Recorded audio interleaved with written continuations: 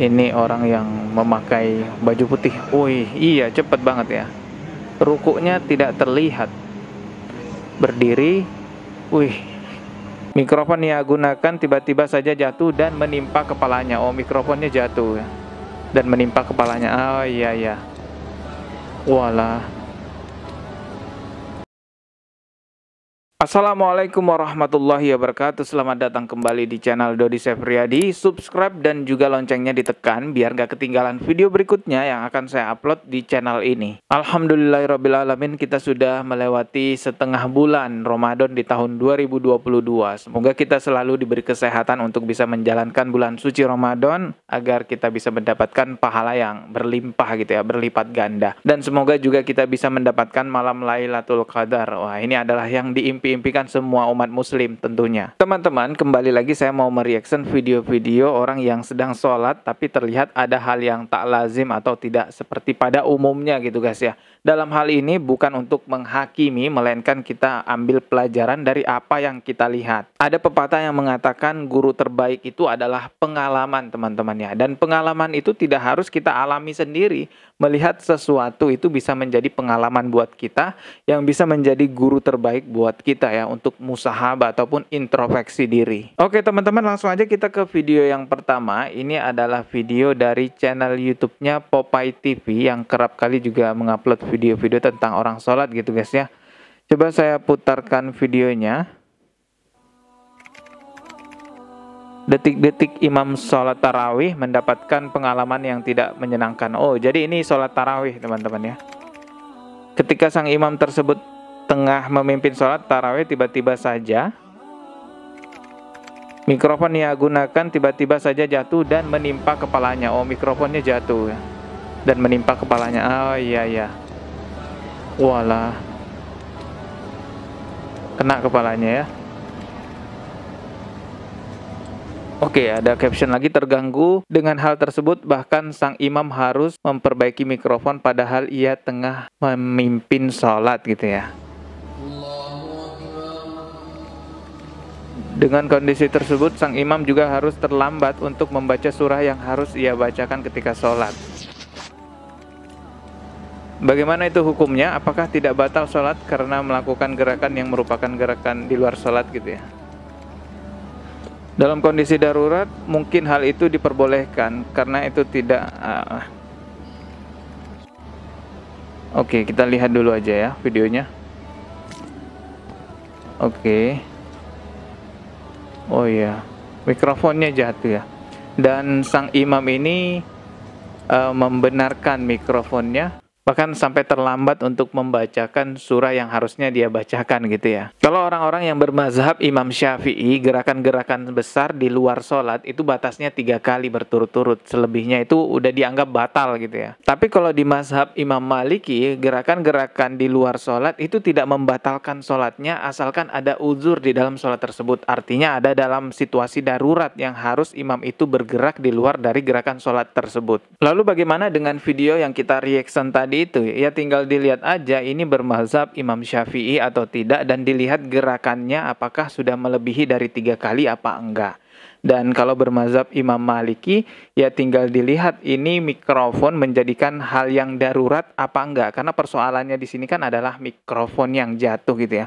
Kalau mikrofon ini tidak berfungsi menjadikan persoalan darurat, di mana ada makmum yang tidak mendengarkan gitu ya. Karena kalau kita lihat ini mikrofonnya ada 2. Kemungkinan ada jamaah yang di luar ruangan masjid ini teman-teman. Jadi menggunakan 2 mikrofon ini. Tapi ya Allahu a'lam bishawab ya, ini adalah sebuah video yang tidak bisa kita hakimi begitu saja. Dalam hal ini juga bukan saya bermaksud untuk menghakimi sah atau tidaknya, melainkan kita memetik pelajaran penting yang bisa kita ambil dalam melihat video ini. Bahwasanya imam sholat itu haruslah orang yang memang mengerti ilmu agama Islam gitu guys ya, daripada jamaah-jamaahnya. Baik itu mengerti tentang fikih sholat maupun bacaan tajwid dan makhrajul hurufnya juga tepat gitu guys ya, dan mengerti situasi kondisi masjidnya ataupun kondisi makmumnya di sana. sebesar apa dan sebanyak apa. Agar nantinya jika ada persoalan-persoalan yang di luar dugaan seperti mikrofon jatuh itu dan lain-lainnya bisa diselesaikan dengan ilmu yang dia miliki. Sekali lagi saya katakan bukan bermaksud menghakimi, semoga ada pelajaran penting yang bisa kita petik dalam melihat video itu. Oke, selanjutnya kita masuk ke video berikutnya. Di sini ada sebuah video dengan judul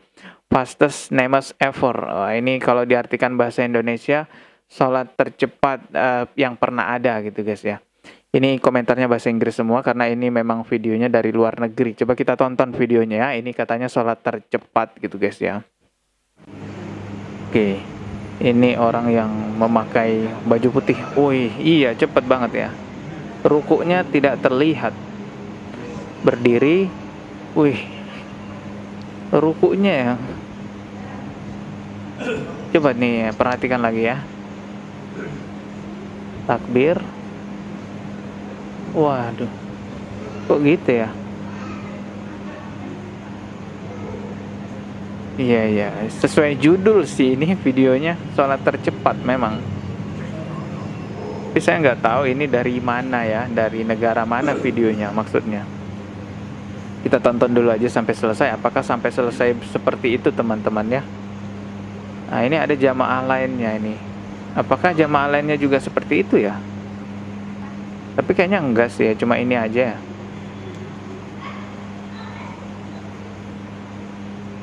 Oh ini jamaah lainnya coba kita lihat ya. Oh tidak, sepertinya jamaah lain. Oh iya, jamaah lainnya enggak kok. Ada rukuknya, tapi cepet-cepet juga.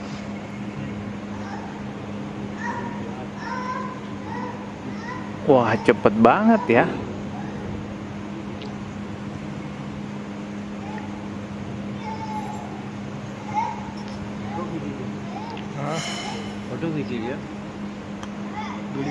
Oke, itu tadi videonya. Kalau kita lihat komentar-komentarnya, wah ini bahasa Inggris semua komentar-komentarnya. Karena memang ini video dari luar negeri. Emang cepet guys ya. Ini ya, perhatikan lagi ya. Tuh, wih cepet banget ya. Ini perhatikan lagi. Tuh. Oke, itu tadi videonya. Sholat ini merupakan perkara yang serius dan sangat penting sekali bagi umat Islam. Saking pentingnya dan seriusnya mengenai sholat, Allah Subhanahu wa Ta'ala mengingatkan kita dalam surah Al-Ma'un ayat keempat yang artinya, maka celakalah bagi orang-orang yang sholat. Jadi teman-teman, ada orang yang sholat tapi celaka. Ya kalau orang nggak sholat seumur hidupnya ya kita tahu lah itu pasti dosa ya.